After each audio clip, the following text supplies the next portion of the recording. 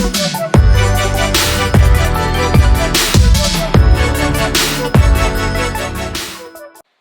friends, today I'm going to show you how to add these cute little size tags and 3 different methods of making them for the clothes that you sew. The files that I'm using today are available at lemmac.com, and let's go ahead and get started. So first thing you're going to do is upload the file into your software that goes with your machine. And you'll notice that all of the sizes are in there. That's just default so that we have access to any size that you might be sewing.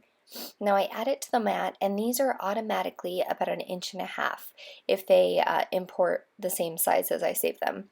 So what you're going to do is ungroup them and just delete all of the sizes that you don't need. So I'm going to delete everything that isn't a 2T because that is the size that I'm sewing for my son right now.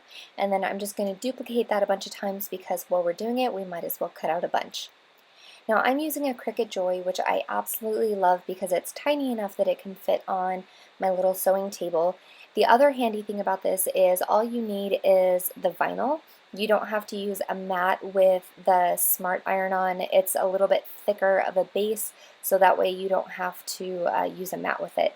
So it makes it super easy just to have over at my sewing station for small projects like this. So you can kind of see the cutouts. So what we're going to do now is, of course, what we always do with iron-on, and that is go in and weed out everything that we don't need. So I am just taking out all of the, I'm cutting off the excess and then taking out all of the extra vinyl and getting that out of the way. Now what I didn't show you on the mat is I did go ahead and add in some of the word style in addition to some of the tag style, just so that I would have both available, and I can show you what each of those looks like in application. So the first method I'm showing is adding one of the tag style ones. I really love being able to go back and add these retroactively because my son is just at that age where he's going through so many clothes and so many sizes so quickly that this makes it really handy to know what does fit him and what doesn't anymore. So I'm just adding that in there with my Cricut Easy Press, the mini Easy Press, which is great for small spaces, and that's all you have to do there. The next thing that I'm going to show you is just with the word style. Now you can use a piece of ribbon, and I highly recommend testing your ribbon just to make sure it's not going to melt. I am just cutting a small piece of kind of satin polyester, some kind of generic craft ribbon, and I'm going to take a lighter and burn the edges so that it doesn't fray, and then we're going to add our HTV heat transfer vinyl size onto this, and it's kind of a ready-made tag. So what's nice about these is you can make a whole bunch of them at once and then just have a stockpile for whenever you are sewing. So I am just taking that word and I'm going to go ahead and apply it on there. I would probably size down a little bit because you can see that I don't really, with this size of ribbon, don't really have room to sew it on.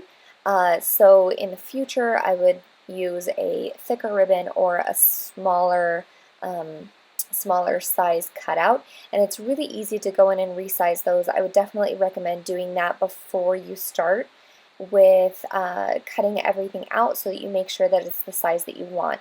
So like I said, they automatically import at 1.5 inches, but obviously these have been sized down to be a bit smaller. The last method I'm going to show you is making a tag out of a knit fabric. Now this is a white tricot. It's just a medium to heavyweight athletic knit. And what I really like about it is it's got a nice stability to it, and it's also not going to fray anywhere, so I don't have to worry about those edges like we did with burning the ribbon. You could always take a piece of fabric and just hem it, but I like to keep things as simple as possible, so I'm using a knit fabric. So once that is ironed on sufficiently, I'm going to peel off that transfer paper, and then I'm going to just trim this down into a cute little tag shape. And I want to make sure, like I forgot to do in the ribbon, that I've got enough space at the top to have the seam allowance so that I'm not covering up my letters. So the way that I attach this, you can based it on with your sewing machine. I'm just using a small piece of Wonder Tape, which is double-sided sewing tape. It washes away once you wash it, and I just buy it in bulk on Amazon. I really like using this for everything, because, especially zippers, but for this kind of thing, because it's not going to move around, so I don't have to worry about that tag shifting when I'm fiddling with applying or pinning my my neckband on. So the next step I'm going to go ahead and do is just add the neckband, and we're going to sew through all of those layers. Obviously, I've sped this up quite a bit because this video doesn't need to go into a lot of detail about bands. But if you do have questions about adding bands to your garments or bindings, there is another great video that I did on our channel that goes into a lot more depth about how to get perfect bands and bindings. So after you are done with this video, you can go ahead and check that one out on our YouTube channel as well. Now I am just quartering this. I kind of live on the edge. I don't add a ton of clips because it's a pretty small neckline. It's a 2T like I was saying. So I am just making sure that I've got all those quarter points, and then when I attach this, I'm going to serge through all the layers, and that's what I love about having that Wonder Tape holding that tag in place, is because I know that that's not going to shift even though it's face down, because I want my band on the top. So I'm going to go ahead and serge through all of those layers. Of course, you can do this on your sewing machine as well, but you want to make sure that you're keeping everything in alignment, and that way you're going to make sure to catch the entire top of that tag so that you really pinch it in there. So as I mentioned earlier, what I plan to do is make a handful of tags in, just cut them out in a couple different colors, maybe put them on a couple of different colors of fabric, so that way anytime you are sewing, you will have access to those and you don't forget to sew them in.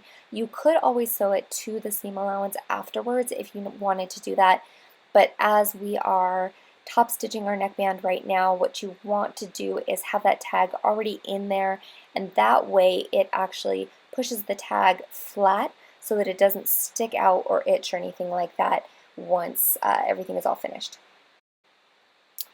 Alright, so you can see here that now that it is top stitched, that tag is pushed down flat. It's not going to stick out, it's not going to itch. Of course, it is on a soft fabric, so that helps, but we want to make sure that that is as comfortable as possible.